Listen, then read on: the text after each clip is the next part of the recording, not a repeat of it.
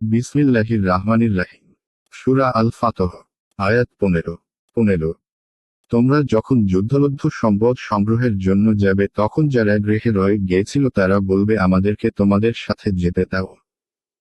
তারা আল্লাহর প্রতিশ্রুতি পরিবর্তন করতে চায়। বলো তোমরা কিছুতেই আমাদের সঙ্গী হতে পারবে না। আল্লাহ পূর্বেই এরূপ ঘোষণা করেছেন। তারা বলবে তোমরা তো আমাদের প্রতি বিদ্বেষ পোষণ করেছ। বস্তুত তাদের বোধশক্তি সামান্য। আয়াতের তাফসীর। তোমরা যখন যুদ্ধলব্ধ সম্পদ সংগ্রহের জন্য যাবে তখন যুদ্ধ হতে পশ্চাতে থাকা লোকেরা বলবে আমাদেরকে তোমাদের সাথে যেতে দাও। তারা আল্লাহর কথা পরিবর্তন করতে চায়। 2 বলো তোমরা কিছুতেই আমাদের সঙ্গী হতে পারবে না। আল্লাহ পূর্বেই এরূপ বলে রেখেছেন। 3 তারা বলবে বরং তোমরা তো আমাদের প্রতি হিংসা করছ। 4 বস্তুত তাদের বোধশক্তি সামান্য। 5 এই আয়াতে খায়বার যুদ্ধের আলোচনা রয়েছে, যার বিজয়ের সুসংবাদ মহান আল্লাহ হুদাইবিয়াতেই দিয়েছিলেন। অনুরূপ মহান আল্লাহ কোথাও বলেছিলেন যে এখান থেকে যুদ্ধলব্ধ সমস্ত সম্পদের অধিকারী হবে কেবল হুদাইবিয়ার বায়াতে অংশগ্রহণকারীরা।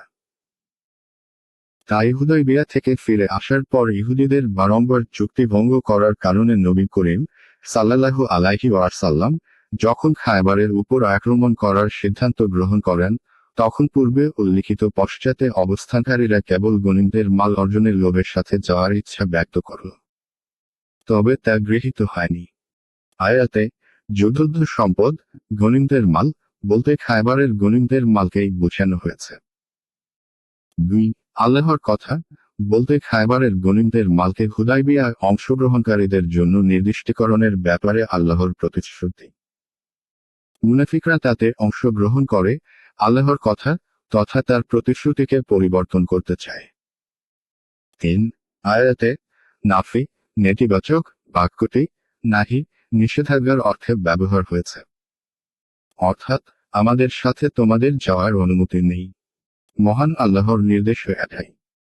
4 অর্থাৎ কথা পশ্চাতে অবস্থানকারীরা বলবে যে তোমরা কেবল হিংসার বশবর্তী হয়ে আমাদেরকে তোমাদের সাথে নিতে চাচ্ছ না, যাতে আমরা গনিমতের মালে তোমাদের শরিক না হই।